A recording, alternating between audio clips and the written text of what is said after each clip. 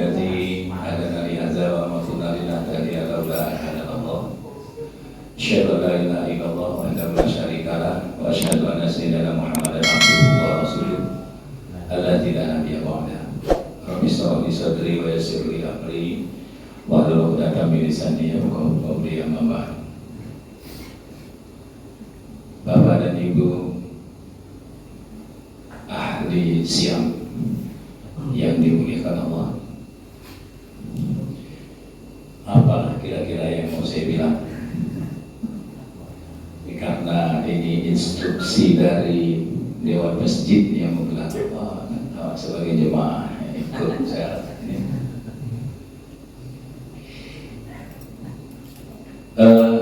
Bapak dan Ibu yang saya muliakan, mabuk ada? Mabuk. Saya rencana mau minta izin mabuk. Nah, biasanya kan mabuk kok gini dalam kondisi yang selalu on ini kan mabuk kan. Mabuk nggak kurang kalau yang ini. Iya. Kurang semangat. Pada kesempatan ini saya hanya ingin cerita sajalah kepada kita semua. Ceritanya itu begini. Ada seorang pengusaha sukses.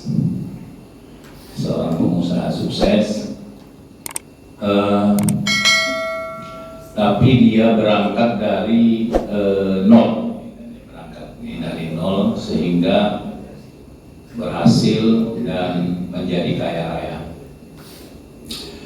Suatu hari dia memanggil anaknya yang sudah sukses juga, karena yang sukses tentu biasanya anak itu juga ikut sukses. Ketika anak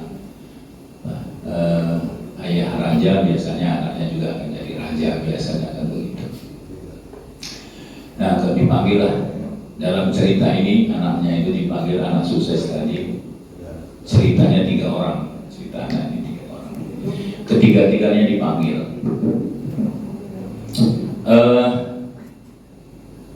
Ayahnya bercerita. Nah, dulu ayah memulai karir dari mulai nol sampai akhirnya dari kita tidak punya apa-apa sampai sekarang semuanya ada, semuanya kita punya, dan itu tidak ada saksi sejarahnya, tidak ada bukti apapun kecuali sepasang kaos kaki ketika dulu ayah bekerja sampai kaos kaki itu bolong, berlubang. Kan biasa kaos kaki udah banyak dipakai itu kan berlubang.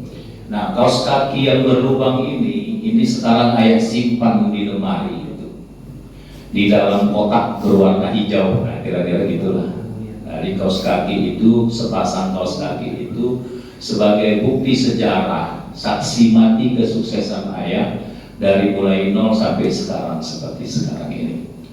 Pesan ayah kepada kalian, seandainya nanti Allah menakdirkan ayah meninggal, tolong kalian pakaikanlah kaos kaki itu kepada ayah sebagai bukti bahwa ayah itulah barang kecintaan ayah, sebagai kenang-kenangan ayah bawa mati. Pakaikanlah kaos kaki itu. Anaknya menerima, ya sudah ya kalau memang itu pesannya. Tapi ayah jangan buru-buru mati, nah kayak gitu ceritanya. Nah, masuk mabuk. Nah, saya kalau ada mabuk semangat saya. Nah, masuk mabuk. Minta izin saya ngambil kapling mabuk ini. Harusnya ini yang selalu siap itu mabuk kan, tapi karena ini ya. Selesai sidang, Pak. Oh gitu. Ya. Saya kalau nggak ada mabuk rasanya nggak semangat. Ada mabuk ya semangat. Saya teruskan ya mabuk. Nah, jadi Bapak dan Ibu, itulah pesan ayah ini kepada ketiga orang anaknya. Minta tolong dipakaikan kaos kakinya yang bolong itu pada saat meninggal dunia. Jadi selang beberapa waktu Bapak dan Ibu, bentarlah si Bapak ini meninggal dunia lah Bapak ini. lalu kemudian proses lah kan, diproses untuk fardu kifayah, dimandikan dan segera bla bla bla bla sampai akhirnya mau dikafani. Nah, ketika mau dikafani, anaknya bilang kepada Pak Bilal, Pak Bilal, ada wasiat ayah. Ketika dia meninggal, maka dia minta tolong dipakaikan kaos kakinya ini. Kaos kaki yang bolong tadi diambil, dipakai. Oh, nggak bisa, kata Pak Bilal. Mana boleh. Orang meninggal itu nggak boleh bawa pakaian seperti ini. Ya harus Pak Bilal. Ini pesan ayah saya. Saya nggak mau, kata Pak Bilal. Berdosa saya. Kalau ini harus saya lakukan. Ya saya juga berdosa, kata anaknya. Ini kan harus dilakukan karena ini amanah. Nah, terjadilah perdebatan antara Pak Bilal dengan ketiga orang anak ini tadi, bapak dan ibu. Nah, akhirnya ada seorang yang memang selama ini menjadi notaris keluarga. Memang ada di situ. Ketika bapak ini meninggal, akhirnya dia datang. Begini katanya, saya beberapa waktu yang lalu menerima surat wasiat dari ayah kalian, tapi saya nggak tahu isinya apa. Barangkali bunyi surat wasiat ini bisa kita buka dan kita baca untuk kalian, karena katanya ini tolong dibacakan pada saat dia meninggal dunia. Sepakatlah antara Pak Bilal sama ketiga orang anak ini tadi untuk meminta notaris ini membaca wasiat yang dibuat oleh ayahnya. Nah, ketika dibuka, bunyi wasiat itu begini. Anak-anak ayah tersayang, sengaja ayah membuat surat ini melalui notaris. Saat surat ini dibuka, ayah yakin kamu sedang bertengkar dengan Pak Bilal. Karena ayah memintakan kalian untuk memakaikan kaos kaki bolong ayah. Tapi sesungguhnya anakku, ayah tahu kaos kaki itu tidak boleh ayah pakai untuk dipakaikan setelah ayah mati, setelah ayah meninggal. Tetapi anakku, ayah hanya ingin berpesan, bukan kaos kaki itu yang menjadi topiknya anakku. Untuk kalian ketahui bahwa sebegitu banyak harta kekayaan ayah yang ayah tinggalkan di dunia ini, tetapi tidak ada yang boleh ayah bawa. Bahkan kaos kaki bolong ini pun tidak boleh dibawa. Oleh karenanya anakku, janganlah kalian terpengaruh dengan dunia ini. Kaos kaki bolong. Nah, jadi bapak dan ibu yang saya muliakan, itulah ternyata pesan dari seorang ayah kepada anaknya. Bagaimana mengelola harta itu yang ternyata bendanya itu tidak mungkin kita bawa mati. Puasa ini salah satu pesannya adalah itu. Karena kata Pak Das waktu percama pertama itu kemarin kan banyak hikmah di antara bulan Ramadan ini, bulan puasa ini. Salah satu hikmahnya itu adalah bagaimana merasakan ketiadaan orang lain, sehingga harta itu bukan hanya untuk sekedar diri kita sendiri, karena harta itu secara fisik tidak bisa kita bawa mati, tetapi harta bisa dibawa mati. Ya kan mau? Harta bisa dibawa mati. Itu lebar kotaknya, masukkan ke situ.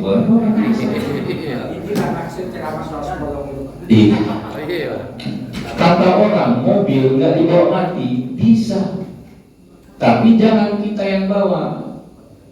Titip ke panti asuhan, titip ke rumah sakit. Jadi kita bawa. Jangan kasihkan sama anak, kasih anak nggak jadi jualnya. Jadi sebelum kita mati titipkan. Ya, ada tanah misalnya lebar, titipkan. Buat pesantren, buat pondok, tahfiz misalnya, buat masjid, buat musola.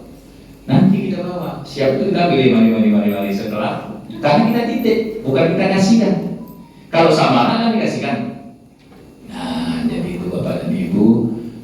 Kan waktunya cuma 7 menit nih kan, sudah 6 menit, jadi saya kira itu karena apa? Karena seorang yang sudah wafat, sudah meninggal dunia, pesan Al-Quran itu dia ingin hidup sebentar saja supaya bisa bersedekah.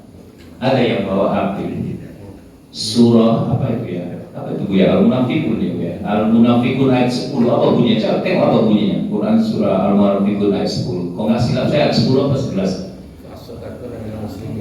Iya, ada itu. Yang pasti kira-kira intinya gitulah. Kira-kira intinya gitu. Kalau bolehlah dia hidup sebentar lagi, maka dia ingin bersedekah. Nah, ada Pak. Hah? Ayat 10 coba cara. Artinya aja pun boleh. Dari infakkan sebagai Dan infakkan dan sebagian dari apa yang telah kami berikan kepadamu sebelum kematian datang kepada salah satu seorang di antara kamu. Lalu dia berkata menyesali, ya Tuhanku, sekiranya engkau berkenan menunda kematianku sedikit waktu lagi, maka aku dapat bersedekah dan aku akan termasuk orang-orang yang ya kan, dia minta waktu sebentar saja untuk sedekah. Al-Munafikun ayat 10 ya. Al-Munafikun ayat 10. Nah, jadi Bapak dan Ibu, saya kira udah banyak juga titipan kita di kota itu, mudah-mudahan bahkan banyak titipan-titipan lain yang akan kita laksanakan, sehingga apa yang kita lakukan bulan Ramadan ini, hikmah bulan Ramadan ini seperti yang disampaikan Pak Das kemarin, kita lah masing-masing untuk mengambil hikmahnya. Saya kira itu yang dapat saya sampaikan. Cukup ya? Cukup ya, kesannya Pak Ketua ya, Ketua Masjid. Nah, saya kira itu nanti lain waktu kita sambung lagi apa yang bisa kita diskusikan ya. Nanti lama-lama, karena jangan sampai kita gini kan banyak ini apa orang memulai ceramah, tahu doa memulai ceramah Pak. Banyak orang ketika mau ceramah gitu kan, dia mulai berdoa Bismika Allahumma ceramah tidur ya kan. Nah, ini jangan sampai tidur, dan saya kira sampai demikian saja. Mudah-mudahan ada manfaatnya. Bila itu Assalamualaikum warahmatullahi wabarakatuh.